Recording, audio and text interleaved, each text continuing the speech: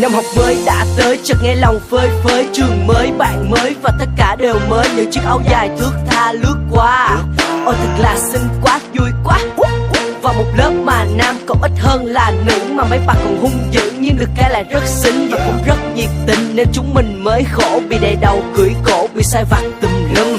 Nhất là nhỏ lớp trưởng cứ bắt mình làm gương, cứ kiểm tra bài tập, cứ không làm thì mấy cô nhiều lúc ăn zero, còn nhỏ thì cười hô hô, chỉ biết chắc cái số cho gặp nhỏ chưa bộ. Đến một ngày chịu không nổi, ăn gói xôi cũng không vô, cầm quyển tập chọi lên tường, nhỏ lớp trưởng chỉ nín câm rồi âm thầm quay bước đi. Nghe thiên hạ đã đồn rằng nước mắt nhỏ đã nghẹn ngào tuôn rơi.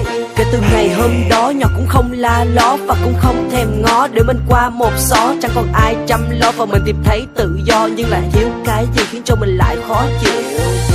Nắng lấp lánh trên cao, bầy chim hót khẽ tiếng nói em yêu anh rồi.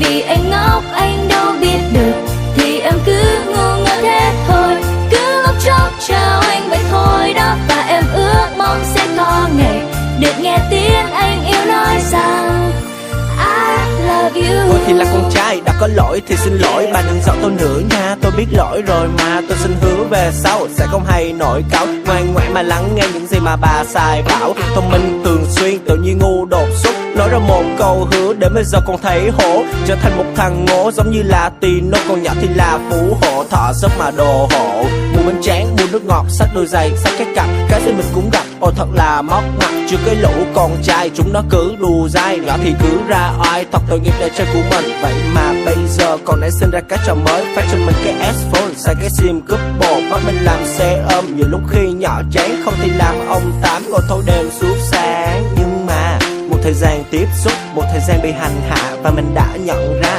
đằng sau cái ác ma nhỏ thật là tốt bụng và thật là đáng yêu, giống như một thiên thần. Nắng lấp lánh trên cao, bầy chim hót khẽ tiếng nói em yêu anh rồi. Vì anh ngốc anh đâu biết được, thì em cứ ngu ngơ thế thôi, cứ ngốc chốc chào anh vậy thôi đó. Và em ước mong sẽ có ngày được nghe tiếng anh yêu nói rằng I love you. Bắt đầu đi vuốt treo, bắt đầu ít xì tai, bắt đầu thích Nesker và bắt đầu thích đô hơn, bắt đầu nghĩ vu vơ, bắt đầu biết mộng mơ, bắt đầu thích làm thơ rồi bắt đầu làm rapper. Kể từ ngày hôm đó và con mắt cứ hay dòm ngó về những nơi có nhỏ, rồi từng bước chăm lo đến đáp bản thân của nhỏ, để mọi điều chưa rõ về nhỏ giờ sẽ được sáng tỏ. Và khi màn đêm buông xuống, có một bóng đèn hiu hắt, có một người đang cặm cụi học bài vì tương lai ngày mai, và vì một người con gái không một ai chê bai, vì mình là trai tài gái sắc. Ê nhỏ lớp trưởng, Có chuyện gì không nhóc? tối thứ bảy tuần này bà có bận cái gì không? Cũng không biết nữa, có gì không nè? Tôi có 2 tấm vé được người ta cho free, nếu bà rảnh thì cùng đi sao hả? Tự nhiên tốt quá ha, có ý đồ gì không dạ?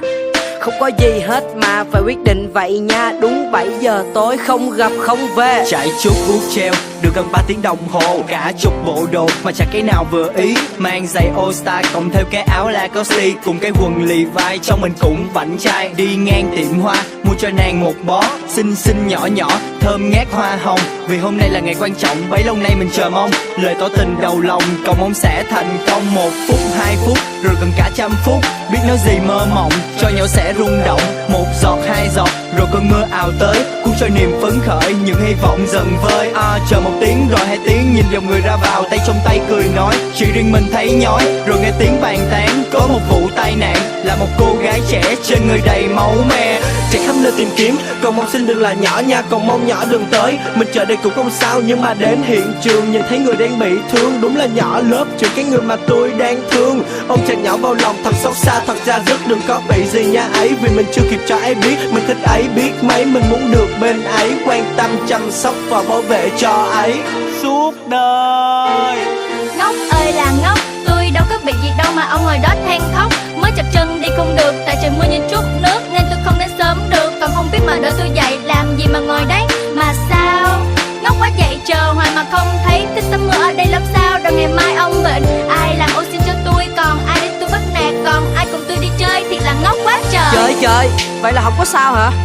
Trời trời, vậy là không có gì à? Trời trời, vậy là tôi bị lố tập 2 nữa hết trời. Thôi chết tôi rồi. Đừng có quên những lời ban nãy ông đã nói. Có biết gì không, những ngày qua tôi chờ mong mà ông để tôi ngóng trông. Đúng là đồ ngốc chứ gì.